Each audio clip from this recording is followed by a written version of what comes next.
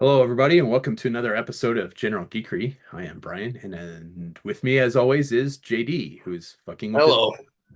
because he can't figure out how to do lighting. No, when while Brian and Emily were out here visiting, Brian did me this huge favor and helped me organize. And he went through all of my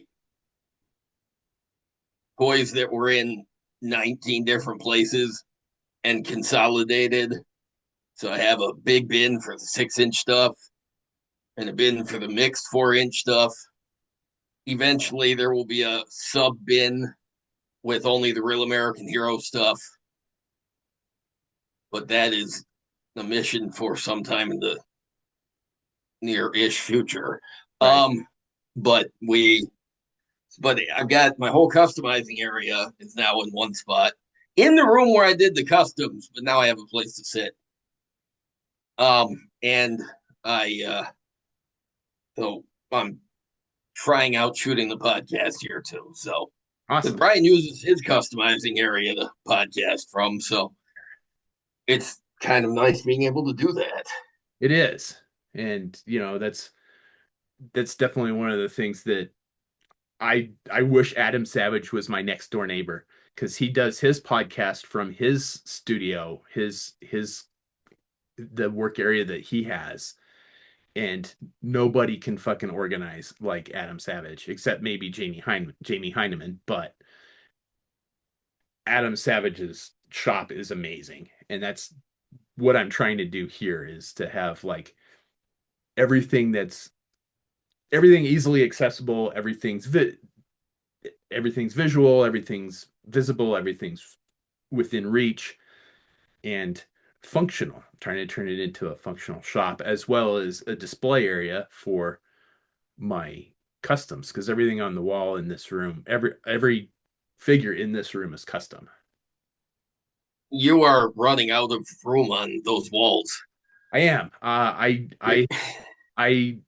the wall that you can't see to my left is where I have my movie and TV customs, and I'm out of space on that wall, and I've got like half a dozen, probably more than that, because my Batman trilogy figures would go in that. Need to go on that wall too. So I've probably got about a dozen customs that are just sitting around carded custom, and I don't have wall space for them. So I don't know what I'm going to do. Every time I try and like I'm gonna figure out this problem today, I'm like, nope, no, I'm not. Fuck it. I'm just gonna let it set. So Man, too bad you can't like have a wall of customs that open to be a second wall of customs. I know, and I've thought about in the collection room, I bought pegboard where you can put like J hooks for like toy store. Yeah. So I hung some of that on the wall. So all the figures that I still have on cards is on a probably a 5 by 6 piece of pegboard.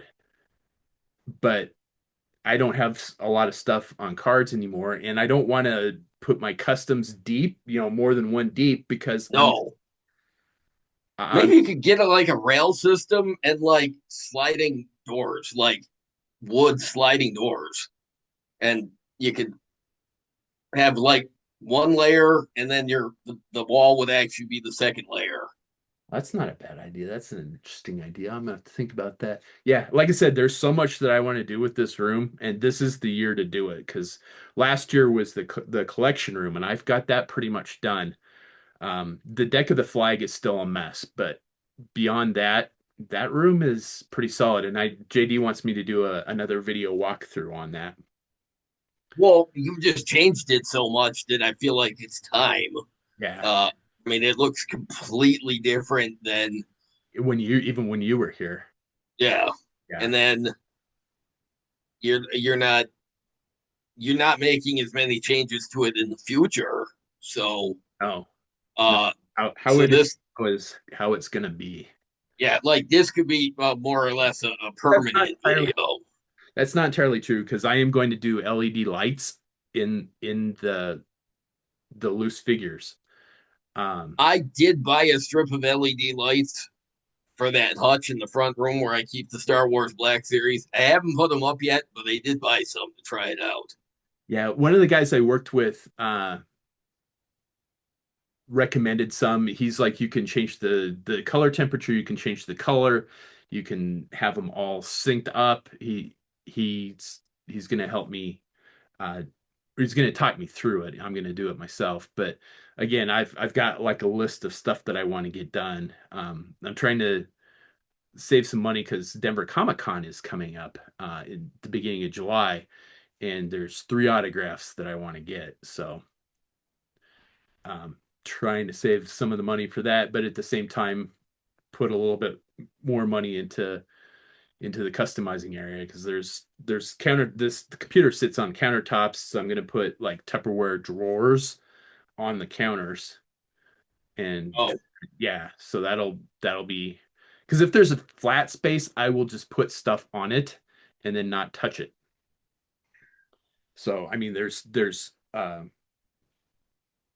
TV tray right next to me that has stuff on it since the last time we did like an unboxing with two oh cam. wow, yeah. So There's a I I have that problem too. I have areas that just if it's not useful, I can just leave the stuff there, and then I just forget about it. yeah, So but right now, JD sent me home with like a 3 Ziploc bags full of figures. So I'm working on I customs. was like, dude, just take whatever you want to customize, just take it. I want to see what you do with it. Yep. So So right now, I just did the base coat for this will be I'm going to call it the Hornet Viper. So it's a saw viper, and then he'll have a backpack. that's fucking awesome. The color scheme will be black and yellow, which I am not looking forward to painting the yellow because I just finished doing an orange, a lot Oh, of. I was gonna say you could do like an unnatural orange bee. That would be amusing. No, the next thing that's orange is going to be the female detonator or female detonator driver, Nitro Viper, and I just started the build on that.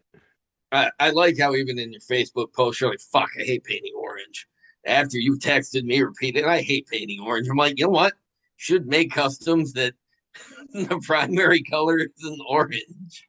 I know. Because look, And then one Emily of the said that like, project, one of the challenge customs he made for me for our challenge when he was here and presented is his Splinter Viper, which is all orange and black. But I love this figure so much. I decided but I can't take it out of the package. I decided my Cobra Rat.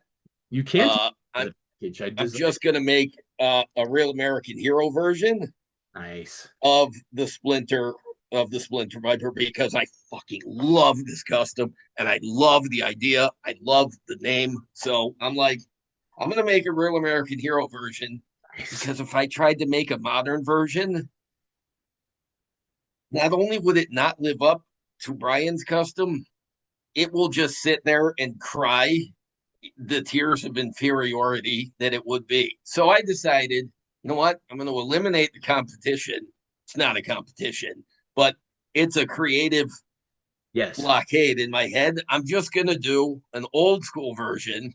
Like, what if it was, what if in 1990, the Cobra Rat had come with a figure, Mhm. but it was it was like a last minute addition to the thing. So they just grabbed Whatever. any available Cobra mold and maybe they just threw a new head on it. So that's what happened I like was the fact that you used the Swamp Viper head for yours because I used the modern Swamp Viper head for mine. I needed that connective tissue with the inspiration. Yeah. And so AVAX Lab, Kobe came through big because I ordered two of the same helmet. I ordered two Swamp Vipers. Well, but one was labeled as a Mega Viper. So I thought maybe it was a helmet, maybe it was a head. I don't know. But so instead, he gave me some other stuff to compensate because I was like, oh, I didn't realize. And dude, he did awesome. But yeah, this Swamp Viper I used, and I think it it works with the black major orange body. Yeah. So Yeah, absolutely. Yeah, I've got uh another one of the figures JD sent me home with. I'm working on a female interrogator. So you that know what? That's interesting because do you consider interrogator to be a trooper class? um Or maybe one where they're specialized, but there's only like two or three of them. yeah, that was kind of more what I was thinking is there was probably two or three of them. Because like the my latest custom is female night creeper leader. And I figured that they probably have different clans. Oh yeah.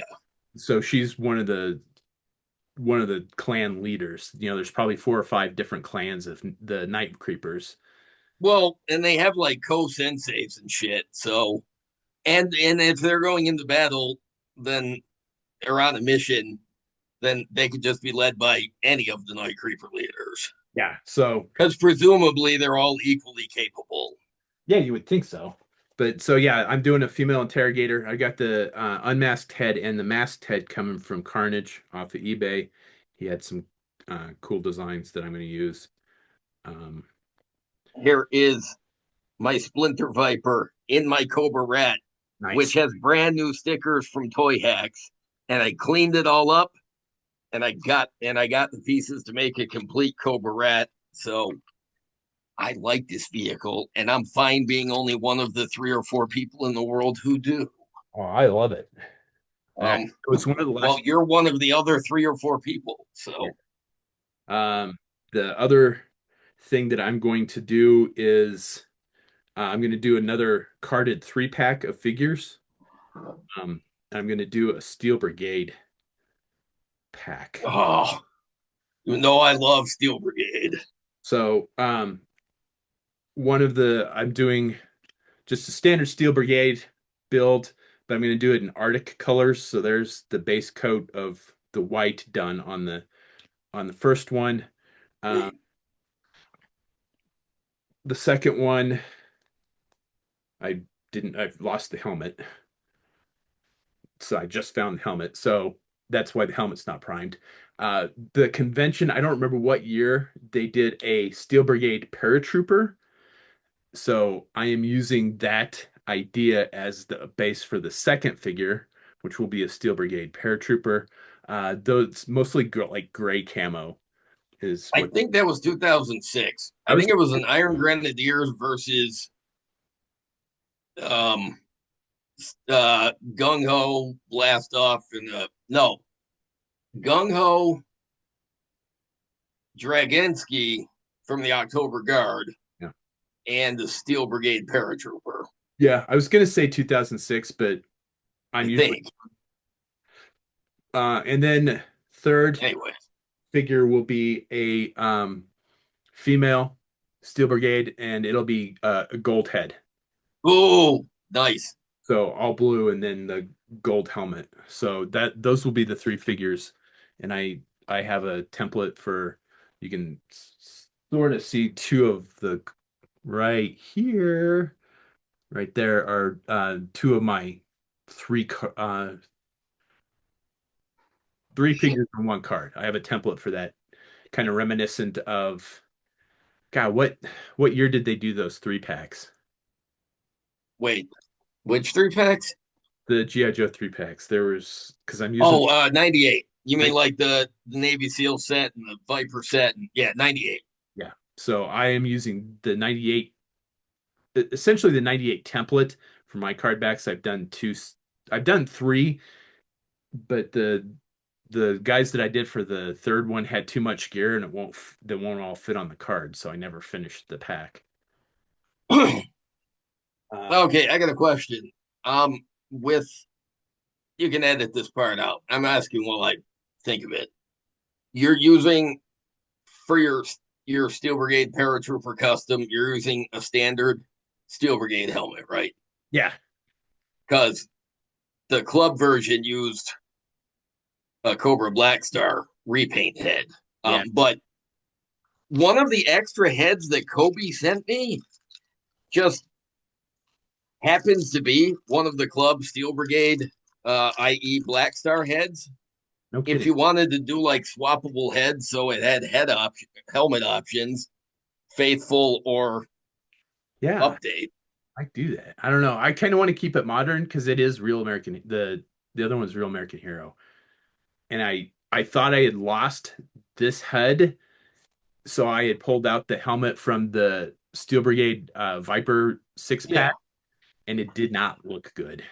Oh, okay. Well, if you change your mind, I just happen to have the head, and you know I'm not going to use it. Yeah, But Kobe sent me. Oh, the extras he sent me was a Cyber Viper, which is sweet because I've never owned one before. But if I put a neck peg in it, like I did with the Swamp Viper head, yeah. uh, I can make a real American Hero Cyber Viper with different doodads. Um, Cyber Viper is on my list, and I will be using Kobe's kit for it when I get around to it. But Absolutely. that will be down the road a ways. I've got so much other stuff going. I don't. I showed it to you before the show, but one of the people coming to Denver Comic Con this year is Brendan Fraser. So I am doing Rick O'Connell from The Mummy. And this is the Fuck build. yes. Obviously, I haven't primered it yet. I just finished doing the build for it today. Um, I swapped out the arms for Marauder Task Force rolled up sleeved arms, and then bought a second set of accessories to put the holsters on the chest. I um you know, I love that movie, The Mummy. I mean, The Mummy Returns is good too, Yeah. but it was unnecessary. Yes. I love The Mummy just the way it is. Yeah, I do It's too. one of my favorite movies. In fact, I think the first time I did the Colbert questionnaire, my favorite action movie answer was, I think, The Mummy, 1999. So I love that you're making a Rick O'Connell. Uh, that's awesome. I can't wait to see that. I've had it on the to-do list kind of way, way, way down towards the bottom for a long time.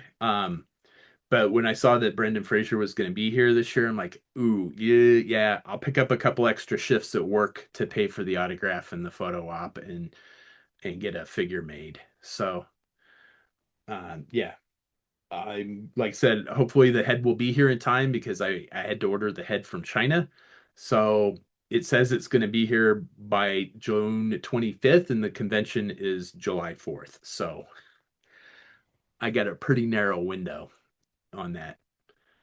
But the card's pretty much done. The graphic art's done. So I just need to print the card, which I'm going to try and do that tomorrow. And then finish the figure in the next couple days. And then hope the head gets here, and then I'll do the head. I can get a head done in a day. So as long as it gets here before the convention, I'll be able to get it done. But it's going to be I'm running out of time. So Yeah, the other person that I'm going to get autographed and photo op with is Alan Tudyk. Um, I did a figure from the TV show Resident Alien, which my wife started watching on TV, and it's absolutely hilarious because it's set in a small mountain town in Colorado. So it's like the town that I grew up in and lived in for a long time.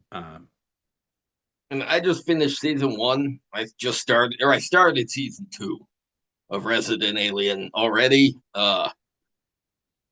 It's it is it is damn funny. I mean, I love Alan Tudyk. I love him in everything he's in, but he's particularly funny in this because of the way he plays off the other people in town. But it's really, really entertaining, and all three seasons are currently they're on Netflix now. So And season 4 will be streaming on Sci-Fi here pretty soon. So they did get a season 4, but it'll be on the Sci-Fi channel. My mom's gonna TiVo it for me, so nice. yeah. And then the other person I want to get an autograph from is Bruce Campbell. He's coming back. I got my picture taken with him a couple years ago with one of the figures, but I didn't get a chance to get him to get it autographed. So I'm going to have him sign the figure this year. Same custom, not making a new custom. Okay. Um, Nope, it's done. It's been done. It's hanging on the wall. I'm just going to take it down, get it signed. it's it's really good with these timelines that you use the airbrush. Yeah. Yeah. Um, Yeah. I because 90% of the painting that I do is with an airbrush now, and it saves so much time. I mean, I even do my heads with airbrush for the base coats for the skin, and then I do some wash, and then I hand paint the hair.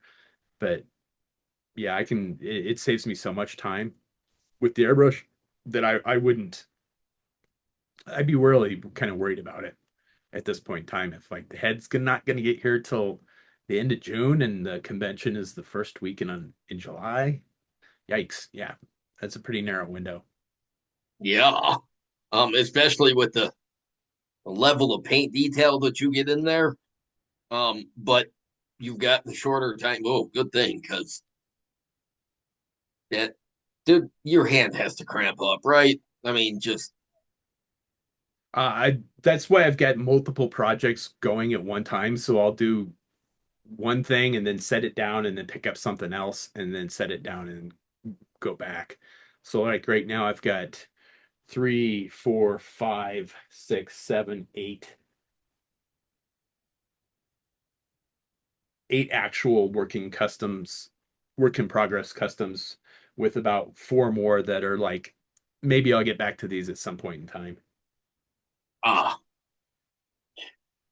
Because I started doing Lex Luthor from the 78 Superman and then kind of puttered out on that because I don't want to paint the suit. Um, I started sculpting on the Joker from Dark Knight Rises when he's in the police disguise, and then I fucking hate sculpting, so I puttered I was out. gonna say you hate sculpting.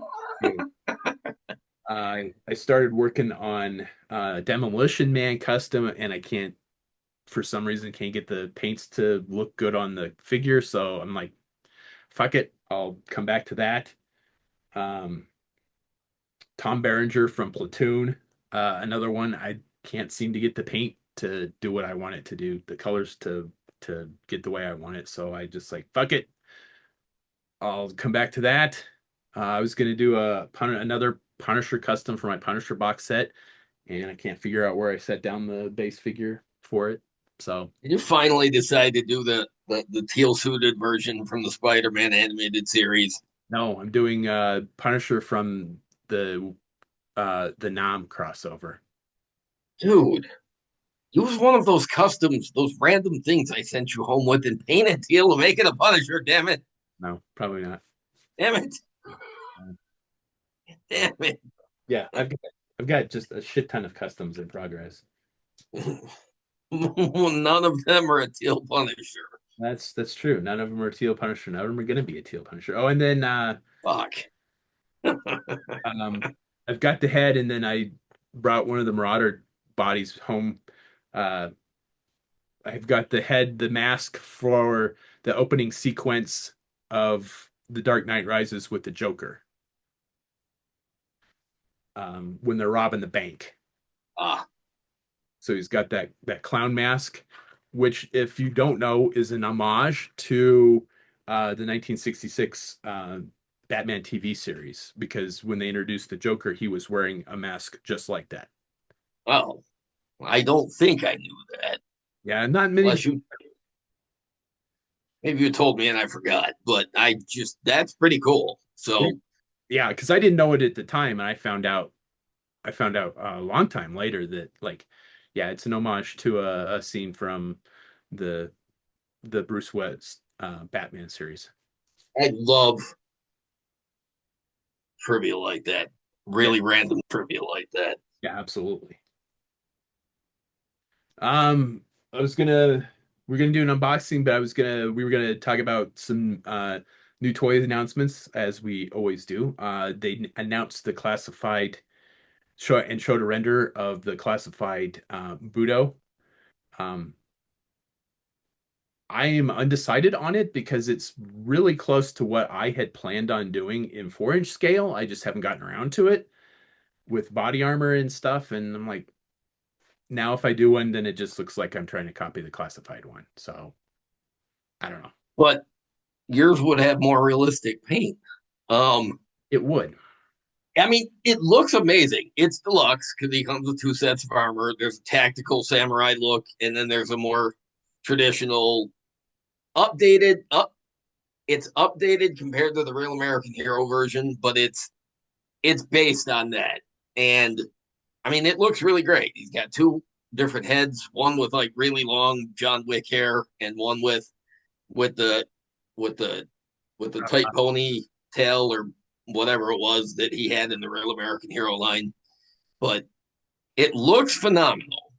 I don't really need it, so I'm unlikely to buy it unless they repainted in international 1993 Malaway set colors. That's extremely unlikely. So nobody's going to hold me to that, which is good because, yeah, I don't. Yeah, I don't know. I've never had Budo as a kid. I do have a Real American Hero Budo carded still. I got it in a collection that I bought a number of years ago. Card's pretty beat up, but I mean, still, it's a carded. He's got great vintage card art. That Hector Garrido art for Budo was epic. I had Budo when I was a kid, and I love ninjas. I always had a use for ninjas, but I had Budo as a kid, and I don't remember ever being moved by it. He didn't I really fit with the ninjas. no. Um, well, I mean, not that I remember ever really trying to get him to fit with the ninjas, but that's a lot of how the Joe media used him later was in non ceremonial samurai armor, so he fit in with the other martial artists. But I don't. When I was a kid, he was just there. Even amongst 1988, he didn't do a lot for me. I mean, I really love that '93 repaint they made with the teal and the orange, and it's ridiculous, but it's visually appealing, and I like. It was interesting, but the classified version looks awesome. They knocked it out of the park like they frequently do. Yeah, it does look I'm fantastic. just glad that this is one deluxe that I just I don't need to worry about buying. So um Yeah, I haven't decided. I'm on the fence, but we'll see. If I can get it cheaper at some point in time, maybe I'll get it. I don't know. I haven't decided. And then there was Marvel Legends announcements today. They're doing um the gamer packs again, but this time in the six I inch. didn't even see this news. Yeah, there's a Psylocke and Thanos is one of them. War Machine versus oh Jesus, I don't even remember. And then they wait, are these the same game reverse? No. No, These they're are different. yeah, they're Wait a minute. Are these based on the Capcom Street Fighter or no, the Capcom X-Men game? I think I saw like there was a Wolverine that looked animated-ish, but not like it was. No, there was a Wolverine and a Juggernaut and a Psylocke that I knew weren't from the animated series, but they looked there's animated. Wolverine versus Silver Samurai pack, Psylocke versus Thanos. The Psylocke looks pretty cool. Captain America versus Venom. War Machine versus Omega Red. Captain Fuck, America versus Venom. I did say that one. Uh, fuck. and Why then does there have to be a War Machine? Now I want it. I don't even know what it looks like, but now I want it. and Shuma Gorath figure. I don't know the What the character. hell is it? Wait, say it again. Shuma Gorath. It looks like Staryu basically. Okay. Yeah, Oh, I think that was in Doctor Strange in the Multiverse of Madness. I don't remember it. There was a big giant eyeball tentacle creature rolling around New York City going after America Chavez. Oh, that's right. Okay, I've only seen Um, that one once. but And there's a I think that's what it. I didn't know that thing had a name. It just looked like something out of D&D to me, and that's why it amused me. But I didn't know. I didn't know what it was. That's is that an MCU thing or is there like a comic book version of it? it I says couldn't tell from the picture. Gamerverse on it on the box. So, Ah, oh, okay, all right. So and then there's a it's a really different nice, design. That's cool though. Juggernaut figure as well, which I'm not going to get. I have no use for it, but it looks really nice. Is there a price on Schumer Garath? No, no prices. And then they announced the of course everybody knew there was going to be the movie line for Fantastic Four. So you've got the Fantastic Four, then there's a Flame on Johnny, and then the Silver Surfer. The cool thing about that Human Torch figure is that it's actually you can see he like the clothes are sculpted. You can tell he's wearing like fireproof clothing. That's the only time I've ever seen Yeah. a Johnny Storm figure that doesn't look like he's wearing like the body sock or something with the flame. Like this is where they put detail into like he's got a board. That's fucking cool looking. I don't need it. And I'm not gonna buy anything else from that line, but I not even looking forward to the movie. So whatever. I am But looking. I love that detail on that Human Torch figure. Yeah, I hadn't seen. Those were the first pictures that I had seen of it today. Were today, so I didn't look at too closely at it because it's not stuff. That I saw the pictures this morning, and I thought the Mister Fantastic head looks it's not good. They have done much better Pedro Pascal heads in other toy lines that you could rob of their melons to replace what I think is a half-ass likeness at best. And Um, I really don't get that. And we've talked about that on the show a couple of times. Is like to me, a figure lives and dies by the head sculpt. And if you have a shitty head sculpt, you have a shitty figure. And in this day and age, with people doing amazing 3D printing work, uh, well, and the toy companies do all the scanning and all the motion capture shit, and and they so and this is the best they can do. I mean, I've got two guys that do this in their basement and make better heads for me than what. yeah, they and it's not just paint apps, No, although that doesn't help. I've seen repaints of some of these heads, and the likeness isn't there. The Harrison Ford likeness is utterly absent on the Red Hulk figure that they put out, which means later they're going to go back and they're going to do another Red Hulk figure, and it's going to have the Harrison Ford likeness, and people are going to be really pissed off. because they bought the other. But because, yeah, when I mean, I've seen a bunch of custom heads that are, again, 3D printed by these people and they're repainted to match. I can't imagine how they match the red, but that they match the red and it looks like Harrison Ford. And I'm like, you know what? For that price, if it looked half that much like Harrison Ford, I might have considered buying it, but not the generic Red Hulk head sculpt they used for what's a premium priced Yeah, Marvel Legends figure. yeah. And Marvel Legends prices have gone through the roof recently. I just they're more overpriced than all the other than I don't I mean the Black Series is overpriced, but I think Marvel Legends blows it out of the water because they've got different price points for different like they've got all these different size figures. So they don't have to be on retail shelves. I would have picked up the most recent Venom figure because it looked fantastic, but it was $60. I'm like, Yeah. I'm not paying $60 for a Marvel Legends figure. No, not you know what? I don't care. who the character is or how cool it is, if it's a 6-inch scale figure, even with accessories, it should never cost anywhere near $60. No. I mean, I love the accessory. It's got transparent plastic drool accessory that goes in the mouth. I fucking love that detail. And I was like, oh, I fucking want that. But I was expecting it was going to be like a deluxe figure and like $40. Yeah. Same When here. Brian sent me a link that said it was $60, that struck that from my want list forever. Yeah. Even if it comes down in price, I, I don't, but it won't because it's Venom, Yeah. so it won't last. No. There won't. That one will never be clearanced.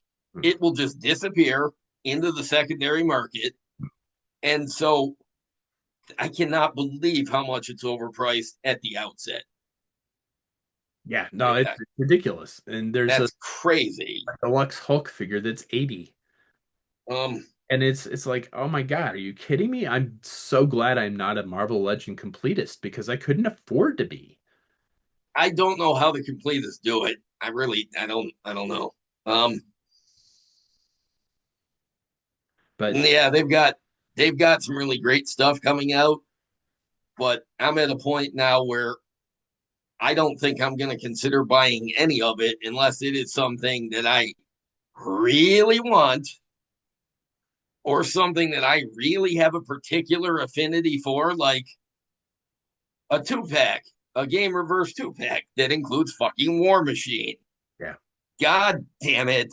So that pretty much guarantees a purchase for me, but that is likely going to be the only Marvel Legends purchase that I do for quite some time because I don't need most of what they make. And who can afford it all? The no. world's going to hell anyways. I I And I will pick up the War Machine for sure just because I am a completist on that and who did you say he's in the 2-pack with? Omega Red.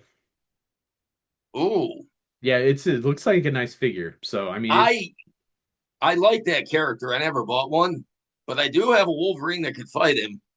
So since he's coming with War Machine anyways, I have a I think I Wolverine. might be getting an Omega Red figure. I do have a Wolverine that can fight. I bought the Lady Mandarin Psylocke 2-pack. Oh, oh yeah, that's right. And that came with the Wolverine. And I don't know where that Wolverine figure is, but or did I give that to you? I don't know. No, I don't have it.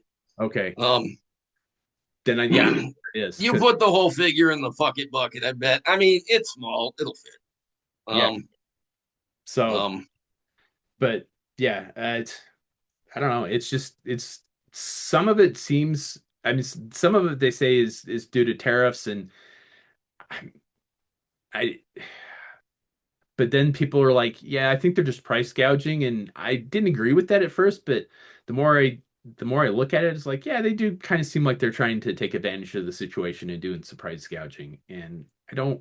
yeah, and that's I really just that really puts me off to a degree where it makes me think. I was running out of need to buy most of this, and it doesn't take much to keep shrinking that list. Yeah, yeah, no, the price is definitely there is definitely going to be a time where the price is not going to be worth it for me to do to pick up even an Iron Man figure. And Um, I'm not looking forward to that day, but I mean we're getting pretty close because I there's a limit to how much I am willing to spend on one particular figure.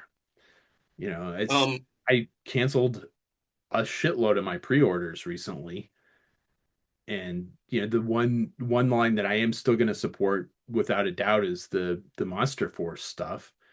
But beyond that, it's like I am seriously picking and choosing which GI Joe classified stuff I'm getting.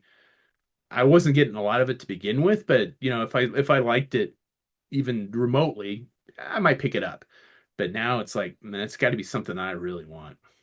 I'm and I've always been a cherry picker for every toy line, including classified. There's plenty that I've skipped over, but I'm skipping more and more of them because they have more and more coming on the market, which is great because it shows that the line is continuing to do well. Yeah.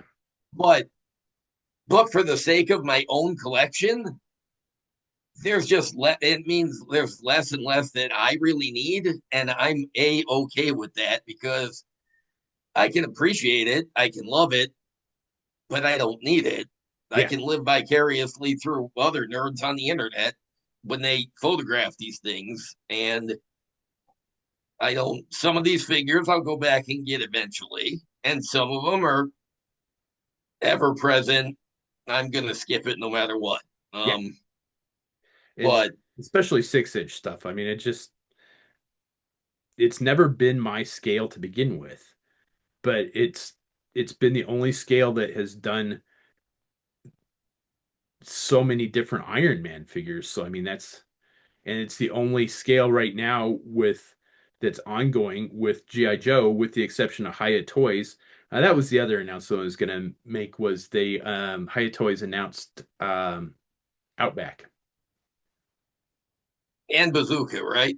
Bazooka, yeah, too. I forgot about Bazooka. And wait, I think there was another one. I think it was just those two. I Durana, I think. I thought they I were think. I don't know. I'll have to look, but I thought that one had already Maybe. been announced. Maybe not.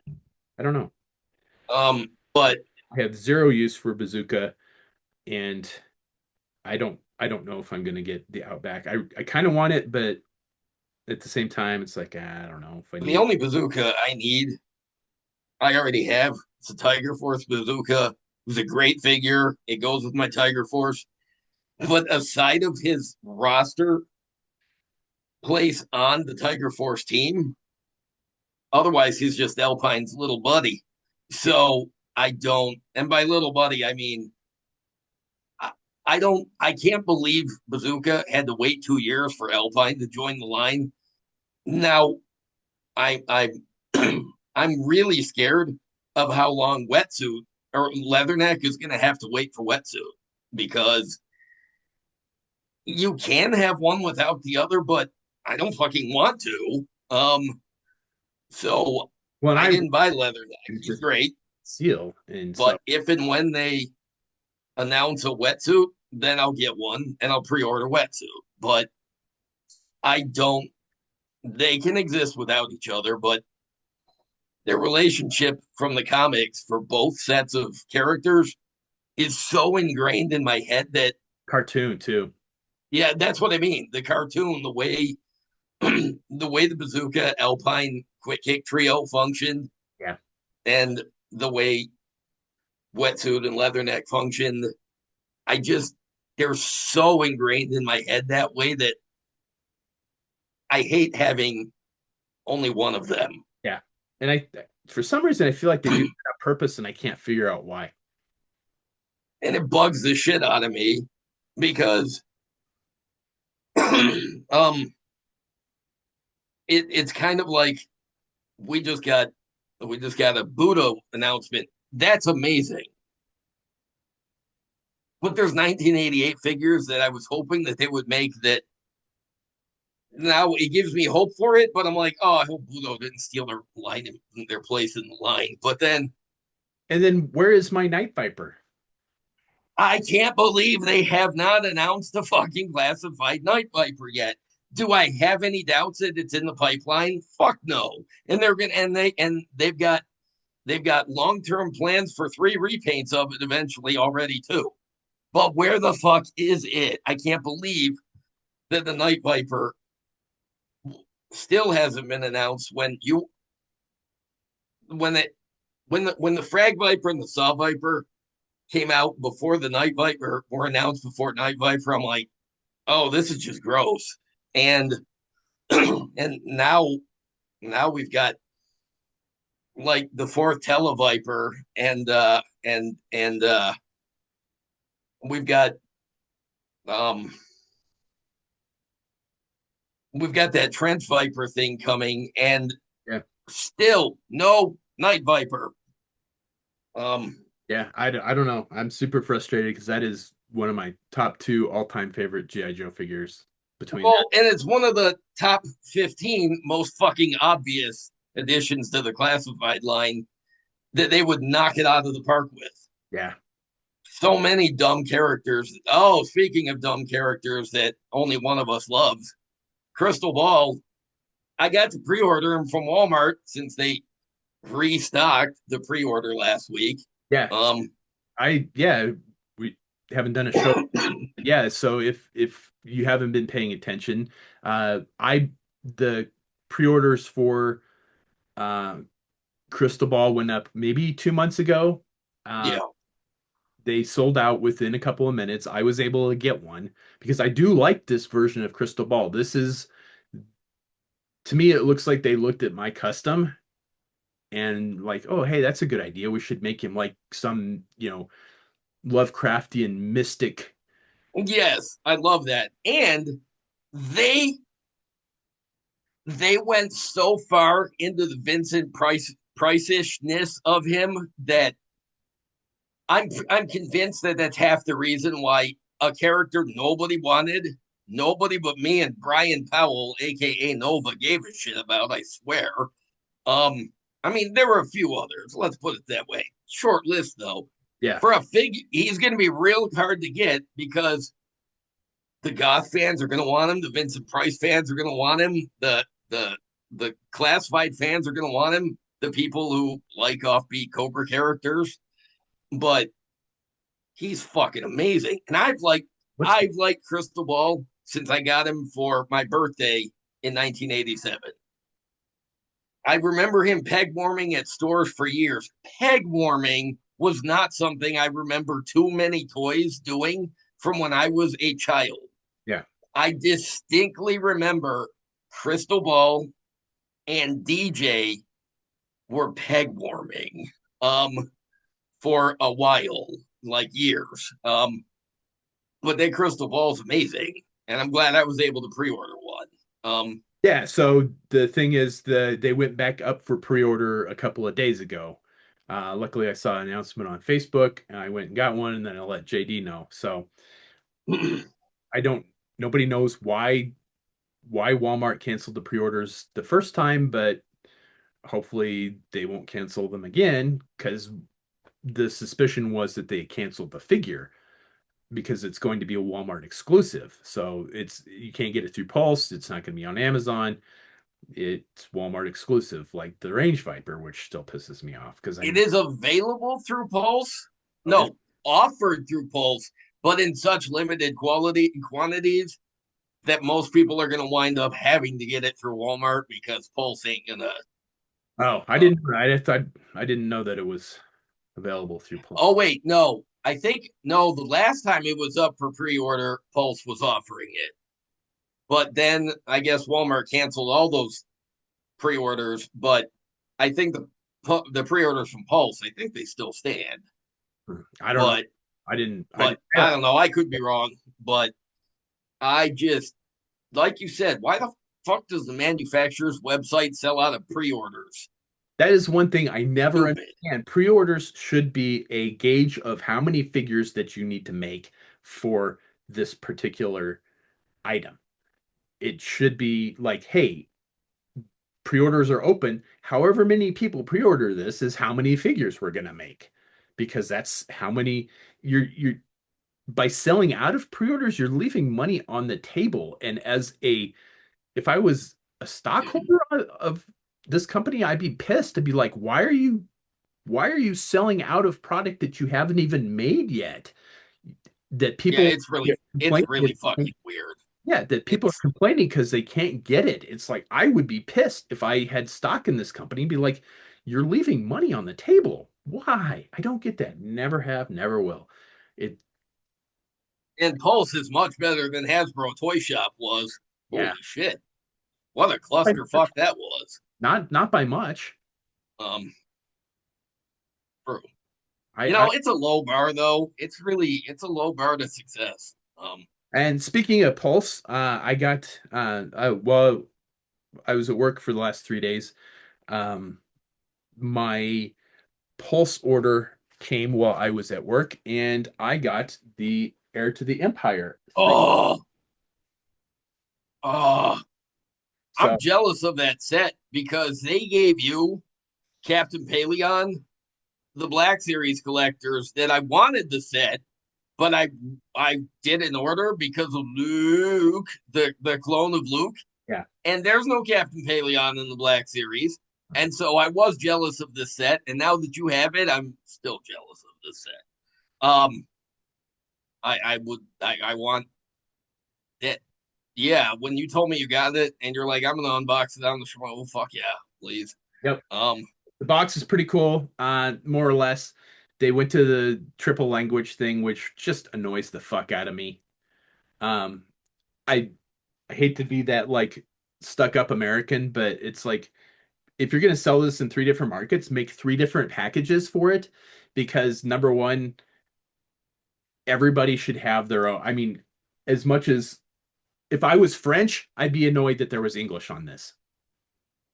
Yeah, I think I think the I French was are definitely annoyed that there's English on that. yeah, if I was Spanish, I'd be annoyed that there's French and English on this. It would piss me off. I whatever country I'm in, I want my packaging to reflect that country.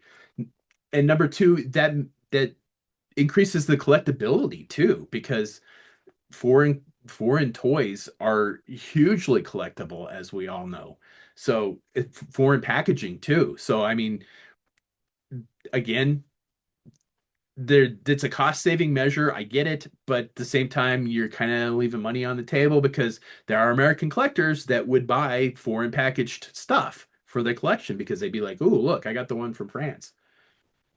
At least with the Star Wars line, there's a precedent going back to the vintage line when they would have the tri logo cards, like the it'd be like the title of the movie or whatever, and then the packaging would be in a different language. And but that goes in the three different languages, but that goes back to the vintage line.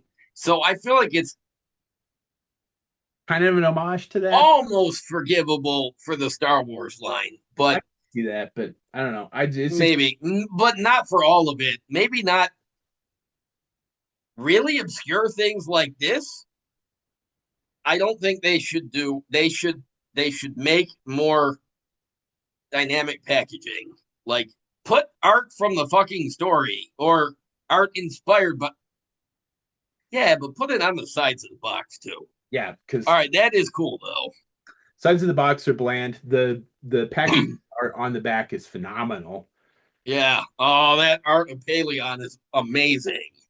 I'm almost Okay. almost tempted not to open it because Timothy Zahn's going to be at Denver Comic Con, but I'm going to open it anyway.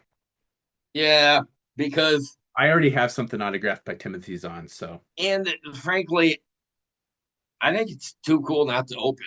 yeah, it really is. And honestly, for Christmas, if you wanted to send me Paleon, that'd be okay. I'm just saying. Yeah, probably not. That's just an offer. Jeez. Um, I'm I'm just reading. saying, be a willing recipient. Yeah, probably not because I actually like Paleon as a character. I'm reading the Hand of Thrawn series right now, so it's Admiral Paleon right now. Ah, oh yeah, fuck yeah. Paleon's amazing. He was one of my favorite EU like ongoing characters. He was my favorite Imperial officer for a long time. And so yeah, there's the box. Nothing that like I was gonna say nothing spectacular, but the art on the back is pretty cool. Um, they have Thrawn's Star Destroyer in the background, the Chimera, and it has Oh, nice. a really cool design on the bottom of it. It has a Chimera on the bottom, and Yeah, it's really fucking cool. yeah. That was in the Rebels animated series. The Chimera has that mural on the bottom of it. Nice. Yeah, it's fucking awesome. I remember the first time I saw it watching Rebels because we knew Thrawn was going to be there months and months before season three. He got announced at Star Wars Celebration. People went nuts, but they didn't. I don't remember them talking about the Chimera except that it would be his Star Destroyer, probably. Like teasing, but when I actually saw it and I saw that little, I'm like, all right, you know what? That's fucking amazing. And Thrawn deserves to have some art on his Star Destroyer. Yeah, absolutely. Captain Paleon is the standard Imperial buck, which I do like. I for customs. Um, card art. Wait, they have a standard buck for the Imperial officers now? Yeah, Oh, what do they do? Just pop on the different rank badge? yeah, Oh, that's cool. I didn't realize. I haven't bought I haven't bought an Imperial officer since Thrawn in the Black Series, so yeah. I've been buying them for Monster Force customs. Yeah. okay. That makes sense. Captain Paleon. The loyal Captain Paleon works as Thrawn's right-hand man to restore the Empire to its former glory. And it's in 5 different languages on the packaging in the box. So Oh shit. Wait, hang on. There's more. Oh wow, that's boy, imagine if there were 5 languages on the outer packaging. yeah. So That would just be unforgivable. yep, opening this bitch right up. Comes with a little blaster pistol that's taped in there because, why? I don't know, Don't lose it. right? I mean, chances are it would show back up, but Yeah, it's guarantees. so it does fit in the holster, not particularly well, but there's the Captain Paleon figure. Fuck The yes. hat is sculpted on, just in case anybody's curious. The articulation's really nice on this buck. I really like this figure. I've used it a bunch for customs recently. Um, so the 3 things that I always talk about are packaging, playability, and customizability. The playability is fantastic because it is really well articulated, and of course the customizability. I've mentioned that I've been using this for customs, um, for my Monster Force line, so it is highly customizable. I didn't realize that's what you were using as the basis for those costumes. That's cool. Yeah. So Yeah, I didn't realize that all the because earlier in the line, the Imperial officers would also be like they'd be weirdly individualized, like yeah, with unique sculpts that would get reused once or twice, but unless they were like really character specific. But it's good that they've standardized that now. So, well, it's literally uniformity. That's exactly what is required. Um, the other one of the other figures I got recently, I thought I had it sitting in here, but I do not. Is the new Snow Trooper, which is also fantastic. Uh, ah, if I had unlimited money, I would buy probably a dozen of those things because I had seen somebody do a diorama with, oh, yeah, you sent that to me. That was nice. yeah, they took a snow speeder, uh, made it look like it had crashed, and then put like a um, snow trooper fire team standing on top of it, and then they're like holding an imperial flag, so it looks like a war trophy. And it's like, oh man, that is, Yeah, it's like a traditional like unit photo that you would see yeah, in wars past. yeah, All Imperials with their smug. We did. Oh fuck yeah, they dude, got, that would be an awesome diorama for somebody build, but not at vintage collection prices. yeah. And that's, I would, if that, like I said, that's why if I had the money, I would do that. um but I don't, so I'm not going to. And I suck at diorama building anyway. That's one thing I've never been able to do. uh So yeah, Grand Admiral Thrawn. We looked at the packaging. I guess I showed the packaging. Hang on a sec here. JD has wandered off. Oh, I'm back. All right. Um, I got some stuff I was gonna show off, not unbox, just show off after We your. got the art on the packaging is the same as the art on the back of the box. Uh Grand Admiral Thrawn, the last of the Emperor's warlords, Grand Admiral Thrawn has made vital discoveries that could compromise the future of the New Republic. Nice. So he comes with a little blaster pistol as well, and then one of, and I can never pronounce the creature, Issa, Issa Lamari. Isalamari. So he comes with the Isalamari that sits on his shoulders. For anybody who didn't read those books, they create an anti-force bubble around themselves that it pushes the force back. So uh in the novels with Thrawn and then the comic book adaptations, they had the Issa Lamari just around their shoulders when they visit, like do away missions on planets, Yeah. and so that any force users are SOL for using their abilities. But And it does not sit on the shoulders very well, so it might get glued on. yeah, in the books, the Issa Lamari were on like these big frames, like these backpack frames that Create had frames. like a little habitat for them to eat. They didn't have them sitting directly on the shoulders like that. The comic book adaptation of Heir to the Empire, which got so much wrong, but was immediately adapted into Star Wars Legends forever. This is how the character's gonna fucking look for the rest of eternity. And the Issa Lamari on the shoulders forever displaced what Tim Zahn described in the book. Okay. Anyways, I went on a rant there. Sorry.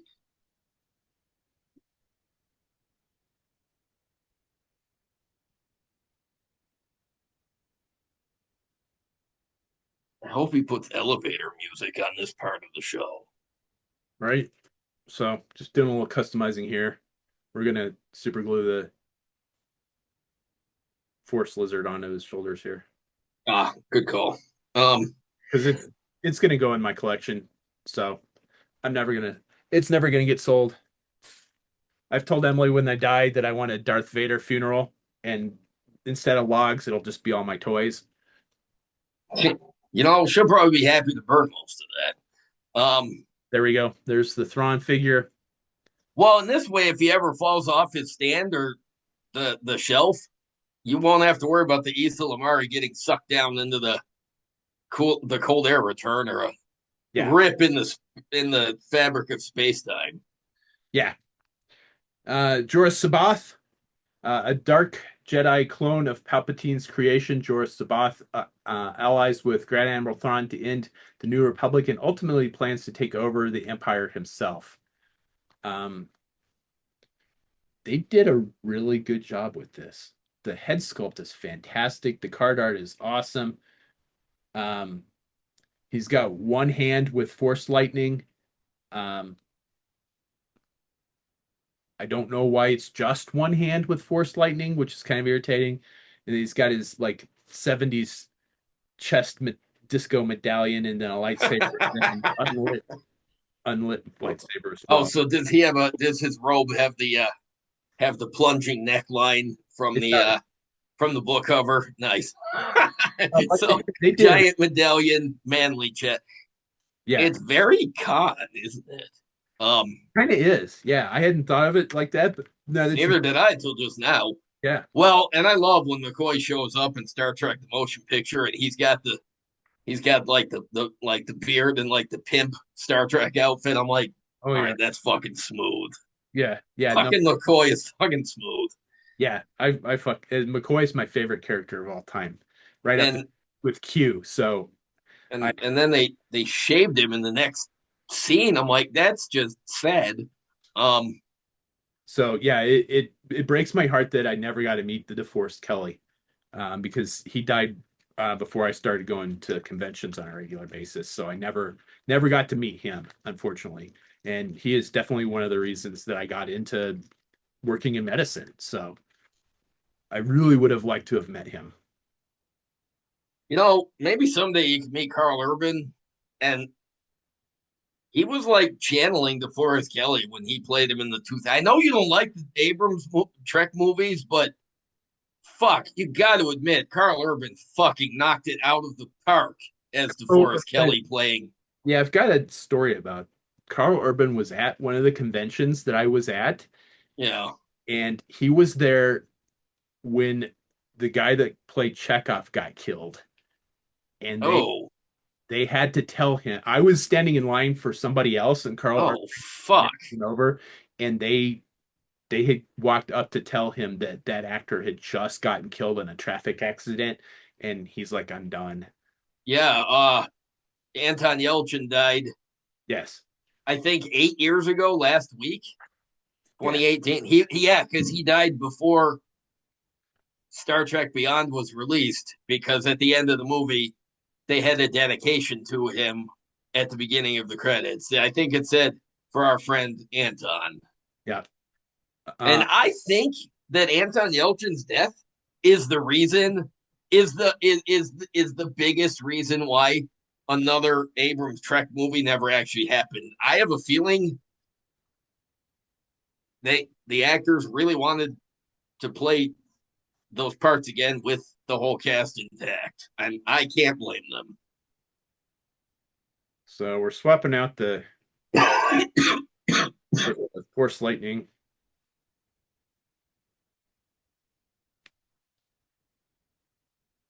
If it seems like I'm rambling a lot, it's because I don't like awkward silence, so I fill it by talking and never saying anything.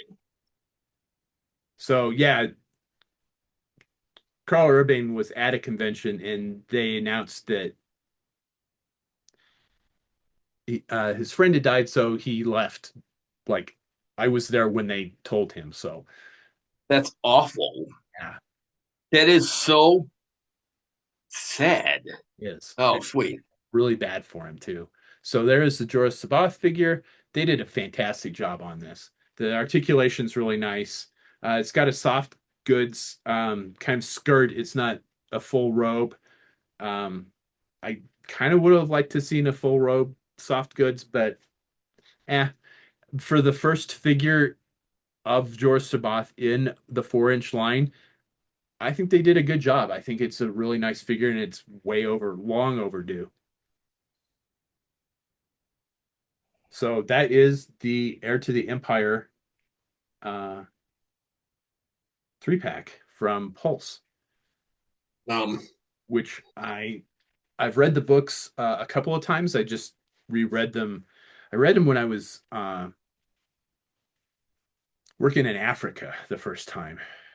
When I read them the first time when I was working in Africa, and I reread them earlier this year, and I didn't remember much. So it was like reading them all over for the first time. what year did you first go there? When did you? I read it when I was in Chad, so 2014-ish. That's a long time. No wonder you didn't remember a lot of it. Maybe 2016-ish, because I think I read them the year that Julian was here, and I Um, so I think it was about 2004, 15, 14, 16, somewhere in there. yeah. Last week or the week before was early May.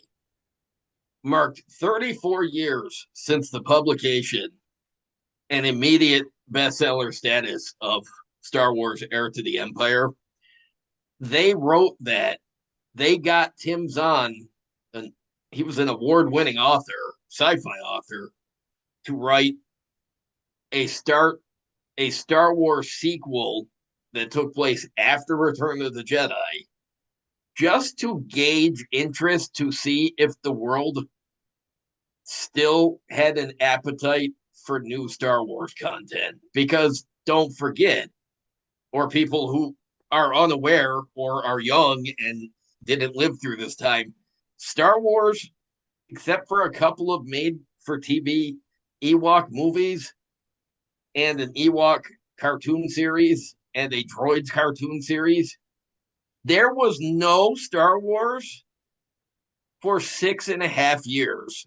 That's a long From time when you say. no, from the end of 1985, when the Power of the Force original line with the coins was originally finally just ended, and there was only a couple of cartoons that had obviously limited audiences. The, the only Star Wars content that was published in the late 80s was the Star Wars role-playing games by West End Games. Man. They truly kept Star Wars alive in what you call the dark times. And when Timothy Zahn was contracted to write new Star Wars, he had those role playing game books to access for technical details because West End Games had worked all of that stuff out. The exact size of a Star Destroyer, the exact dimensions of the Death Star, the real technical shit like the schematics of the A wing, the X wing, the B wing, all of these the technical specifications of the Millennium Falcon that would later be used in books and comics as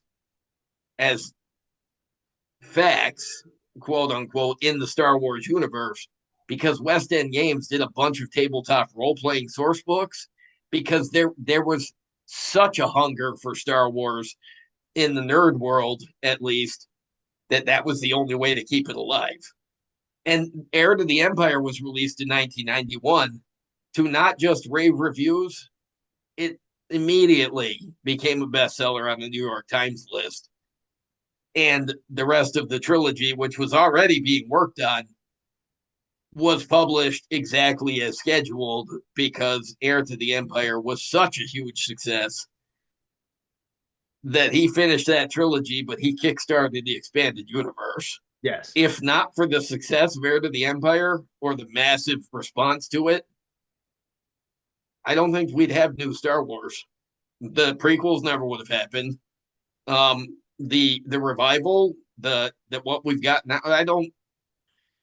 If in an alternate universe, 1991 comes out or Heir to the Empire comes out, and it doesn't have like Hobbit-sized readership, you know, uh, right, almost from the jump. Who knows? Yeah. It's very strange to think about, but it's good that Tim Zahn's still getting work from Lucasfilm because they're never going to let him go. I Um, think so. um, the amount of Thrawn content that I was 13 going on 14 when I discovered Heir to the Empire in the school library. This was 93, almost 94, and I found it and I started reading it and I'm like, wait, this is new Star Wars. And I was like, oh, cool. And I never gave up Star Wars, but Yeah. for a long time, there wasn't really anything out there other than old issues of the Marvel comics. And Splinter of the Mind's Eye, which Eesh. I've never For read. many reasons, I cannot recommend anybody ever give that a read. No, it's the novelization equivalent of the holiday special. It really is. It was written by Alan Dean Foster as a sequel to Star Wars But for on the off chance that the studios were right and nobody cared about Star Wars, or that it was a success but not enough to jumpstart more movies. Basically, all they had as a source for expanded universe then was what was on screen in Star Wars. So there were some Lib character decisions made that were quickly undone in 1983, and it basically became clear that the less said the better, and then that less said the better condition would continue into the movies. Who knew? But Splinter of the Mind's Eye, nice try, but I don't recommend it. I've Uh, to read it at some point in time just to say that I have, but I'm not to that. there is a comic book adaptation from Dark Horse that was well done, Huh. and it gets around all of the most awkward shit in that book, and it just presents the story as an adventure of Luke and Leia post Battle of Yavin. There's no Romantic weirdness. entanglement? Yeah, yeah. It's well done. If you want the story of Splitter of the Mind's Eye, just read the comic book adaptation. It's better for all, and by all I mean however many people live in your head. they're all going to be happy that you didn't read that novel. I'm gonna Um, read it just because JD told me not to, just like he told me not to watch the holiday special. So I am I going to. like this track record we have. I tell you, this is really bad Star Wars. You should avoid it. I never say something is really bad Star Wars until I say, really, you shouldn't. 9 years ago, this guy called, he texted me one day from work and said, fuck you. And I'm like, why? He's like, I just watched a Star Wars holiday special. I text back, just before we had smartphones, I text back, I told you not to watch that shit. No, I think I had my first smartphone and I could never do this until later. So I'm like, I told you not to watch that. He found it on YouTube and watched it, silly bastard. Um, Watched it at work. but to make up for that, a few years ago, I talked him and his wife into signing on to Zoom, and we screen shared, and we watched the Star Wars Holiday Special all together. And Yeah. I'm honestly surprised that there's no grudge that I know of being held against me for that. I'm kind of surprised that is, yeah, it's a fair Hey, thing. on the subject of the holiday special, while Brian was here organizing all of my shit, he found little baggies with 3D printed parts, and he wondered what it was. And it was Chewie's family Oh, from the Star Wars Holiday Special that were 3D printed by, I can't remember, somebody on Etsy. The Smuggler's Den. I'll find out what it was. I'll figure out what it was. And Outer Rim Creations, I think. okay. He 3D prints all these things, and he 3D printed Chewie's family from the Star Wars Holiday Special. They're vintage style. So we've got his son, Lumpy, his wife, Mala, and his pervy, ancient Wookiee grandfather, Itchy, who watches human narrated and human, it's erotica.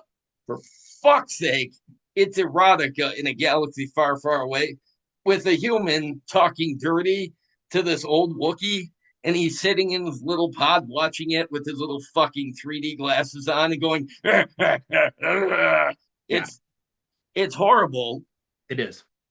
So, but I bought these a long time ago because I have a vintage Chewy, and then I forgot about them, lost them, whatever. Brian found them, so I'm gonna have to paint these up. Yeah, absolutely. It's funny because in the original vintage line, there were never toys made of Chewie's family from the Star Wars Holiday Special, but there were handmade mock-ups of them where they basically took Chewbacca figures and they added details with sculpting stuff or whatever, and they shaved off like the bandoliers, and they're neat handmade projects that were done just as mock-ups, just in case they were going to merchandise the Star Wars Holiday Special. And then it premiered, aired one time, Right.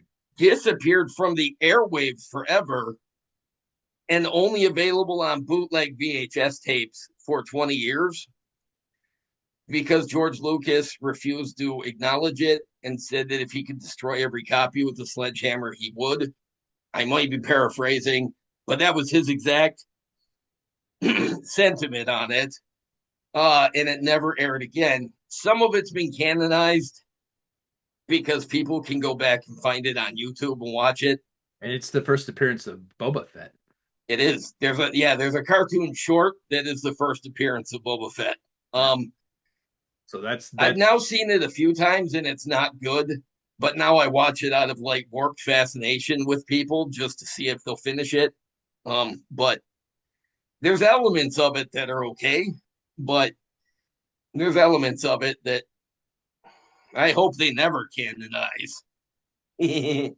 But anyways, it's horrible. So yeah, if you're into self-harm, I would recommend it. I mean, there's a lot of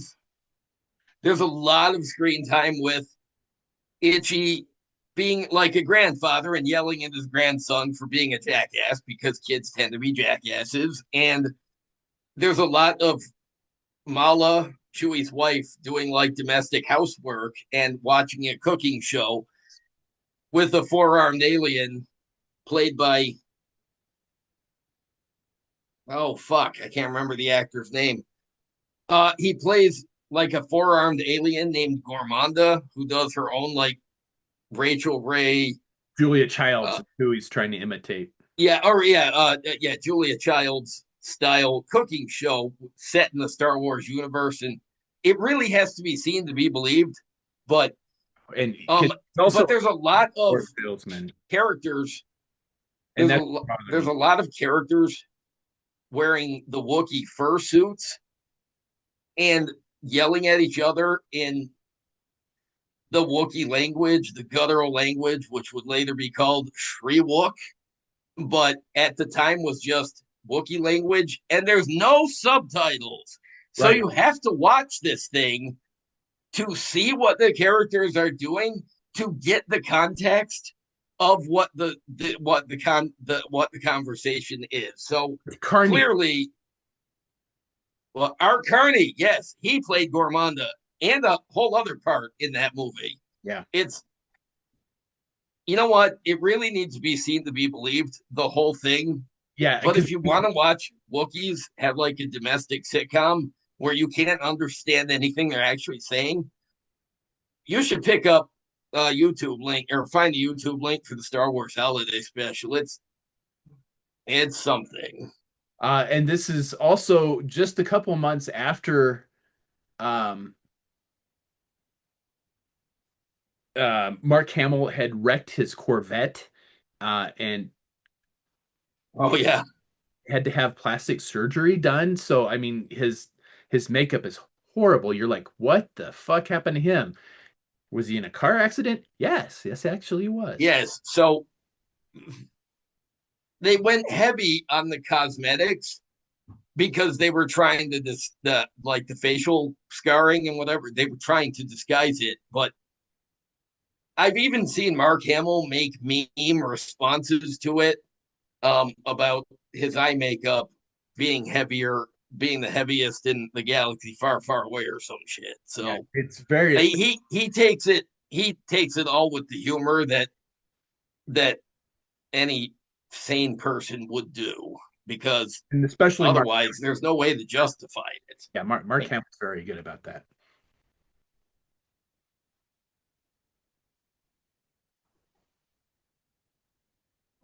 Hmm, okay. Yeah, if you want a Star Wars celebrity that likes self-deprecating humor, that's Mark Hamill. Yeah. You know, I like the Super 7 Reaction Plus line.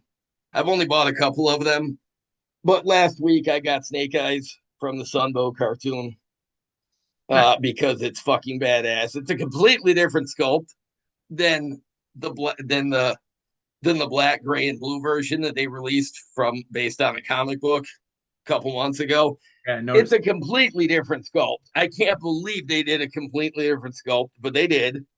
I gave him the Iron Grenadier Uzi, and I'm very happy with him. I had to order him from the Super 7 website because I don't think I'll ever see them in stores. And I'm not going to repeat the I didn't get a chance to order a Fatal Fluffies thing because I'm never going to own one now. But then I got the cartoon Wild Bill because this figure is fucking great. I got it because I always really liked the cartoon rendition of Wild Bill. Um, I don't think I unboxed the Zartan on the show because I which got Zartan? The Super 7 one.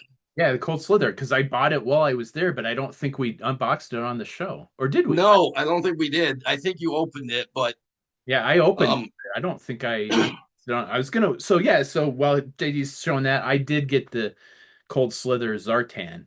While I all was. right, we did have a moment of crisis in the store because when Brian and I went into Target, Emily was there too. His wife was there, so she was witness. There were two reaction cold slither Zartans on the peg, but I put one down, or I picked it up and I was like, eh. And anybody who's ever listened to this show knows Zartan is my favorite bad guy from any fiction ever, let alone GI Joe. So, and I don't have every figure of him ever made, but there's a bunch that I get from other toy lines because it's fucking Zartan. Yeah. But or things that I've wanted over the years because it's Zartan. But I put it down, and Brian had a moment of panic when he had to he had to ask the secret code questions to make sure I hadn't been body snatched or replaced by Pod a people. synthoid or a clone or a shapeshifter or some other sort of nefarious alternate universe thing because I passed on a Zartan figure, but Had me worried I for a minute. what's that? You had me worried there for a minute. I'm like, you're not gonna Yeah, like like when I put down Zartan, he was like really questioning if my identity, like if I was me, but my whole thing was, cold slither. That's the only reason. I'm so look, I can laugh at the show. I like the old cartoon. I have never in my entire life wished for merchandise from it. It's amusing that Super 7 did their version. It's less amusing, but it's fine that GI Joe Classified is doing their whole box set, the whole fucking band. But I'm just glad that, like, it's great for the fans who want it. I'm just really glad I don't have to buy any of it. And Zartan, even with the change in color skin, I just, yeah. But then I said the right code words, and Brian realized, yeah, it was me. I was just, I don't think I think he underestimated how mad on Cold Slither I guess I was. yeah, no, I love Cold Slither. It's I mean, I grew up on the 80s hair band, so when they did that, I was like, that was like right in my niche. So I am not getting the um classified version because number one, it's classified. I don't it's the 6 inch is not enough for me to want. you only you cherry pick that line far more heavily than I do. So, but And the other reason is it is going to be a San Diego Comic-Con exclusive, and those are extremely hard to get, and I am not even going to try. I tried to get a Serpentor half-heartedly, didn't get it. Tried to get a Mindbender, I did get that one. Seems like there was another one that I wanted to get and missed, but I'm like, I wound up getting the Zartan Master of Disguise from San Diego Comic Con that was it. much later on the secondary market for a really decent price Yeah. because I missed that one when it was on. It was obviously, but this is one where I'm glad for the Cold Slither fans, but and the classified fans that need it in classified, but I'm just really glad that I don't need it, so I do not have to contend with the SDCC website. Yeah. If they did it in 4 inch scale, so if they did the rest of the figures in the highly articulate in the normal O-ring style, I would buy those. If they did them in any 4 inch scale, I would buy the rest of the guys. If they make an additional 3 pack, so you've got the Reaction Plus versions of Torch, Buzzer, and Ripper in their Cold Slither outfits, I can see you buying it because it would probably have like the vintage style art the same way Cold Slither. So I would think that that would be an awesome display piece. That again, I wouldn't need, but I think Super 7 would do a really good job with I it think they would because too. they really do a nice job with their packaging They do. without ever reusing Hasbro art. Yeah. They recreate the format, making their own art, and really, it's pretty damn good. And that Zartan art is really good. It is. Um, So yeah, I had to get it, and we were gonna unbox it on the show and review it, but uh, we just didn't get around to it for some reason. So as JD is saying that he got some of the Reaction Plus guys, I did get the Reaction Plus Cold Slither Zartan. I really like it. I think it's a great figure. did you try the color change on it? Does it work? I I didn't. I haven't. Oh, okay. I just wondered. I just wonder how it works because I remember I got the Reaction 5 POAs Artan a few years ago that was supposed to have the color changing skin. And I guess some people got it to work because I saw pictures of the Yeah. thing working, but I could never get mine to work. So I don't know what I was doing wrong with it. I But that like half of them didn't work. um, yeah. So I don't know what the issue with it was. Um, I wonder if some of those I found were, you know, they were more like they weren't representative of the product if they were like color corrected and shit. Maybe. I don't know. Um, but But yeah, I now did. when they do a reaction plus Zartan that's just a Zartan, I'll buy two of them. But you know, I don't see that happening. no. But anyways, so um, yeah, I'm glad we're doing the show again. Yeah. I'm Uh, glad I have this neat space to do the show in. Right now, I'm working on a custom from just keep it that way. Animal Warriors of the Kingdom, former guest of the show, Monty, that we had on. Well, he was here. He sent me a couple of AWOC figures. I'm like, ooh, I'm going to customize these. So, Yeah, just keep it that way, huh? um, I'm gonna because I like having a space like this. It's nice. It is, isn't it? It's very relaxing. It's very cathartic. I absolutely love I love how I have my setup, and it's going to take me a couple of years to get everything how I want it. And I've been here for more than 10 years, and now I'm just now getting around to doing this, but Well, you were pretty busy out of the country for a few years there. most of the time we were. But Yeah, I didn't even move in. I didn't even have to move my stuff to this house because I was in Africa when we closed on the house. So Emily well, and a buddy of mine had to move all of our stuff over from the other house here. So that's terrible. yeah, Well, I well, it is cathartic having a place for my collection and my customizing. You know what else is cathartic?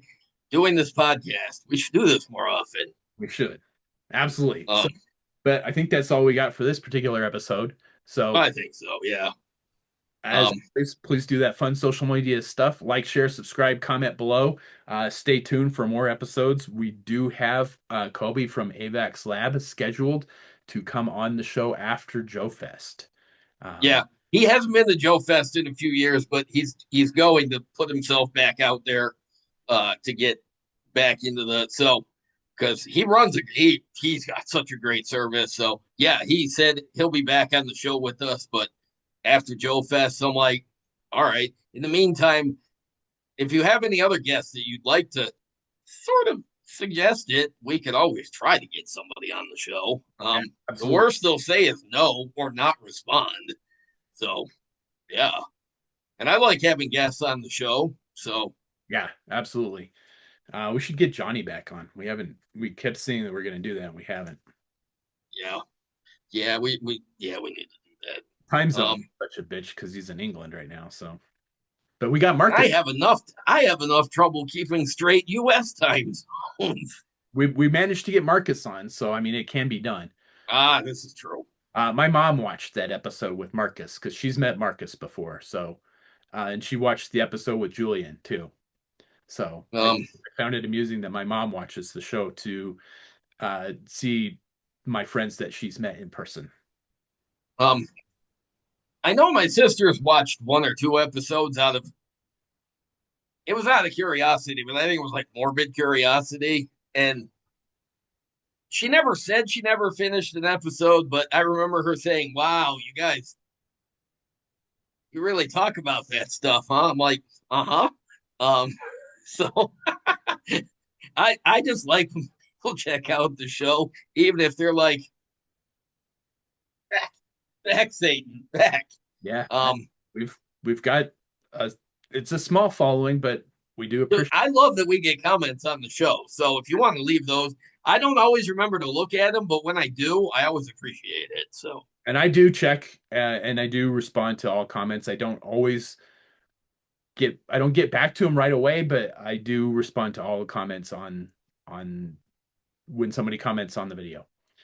Um, and I do remove troll posts. So if you're gonna say something There's shitty, only been one so far, but it was amusing. I wanted to save it for posterity, but Brian was right. It had to come down. It was ridiculous. yeah, But I don't even remember what it was at this point in time, but it's like, nope, we're not doing that. somebody was not happy with me. It was besmirching me. And Oh, that's right. Yeah, yeah, yeah. um That's right. yeah, he really didn't appreciate The anything really. But I was fine leaving it up there, but Brian had a point. So no, yeah, I remember what it was now. Yeah, we're not doing that. If you're gonna be a dick, find somebody else to troll because I remove troll posts from my Facebook page too, my customized and because so many people share my customs to other pages that I get so many people like it shows up in other people's feeds that I don't share it to, and they come and they make snide comments. I'm like, you know what? Fuck you. It's my page. Go fuck yourself. So nice. yeah, I don't. It's my page. I don't put up with that. If you're gonna troll, do it somewhere else. Yeah, go. Yeah, go. Yeah. All right. I'm gonna say unnice things. I don't want to do that. Yeah, But fair enough. So, but that's all we got for this particular episode. So as always, thanks for watching. bye, everybody. Thank you.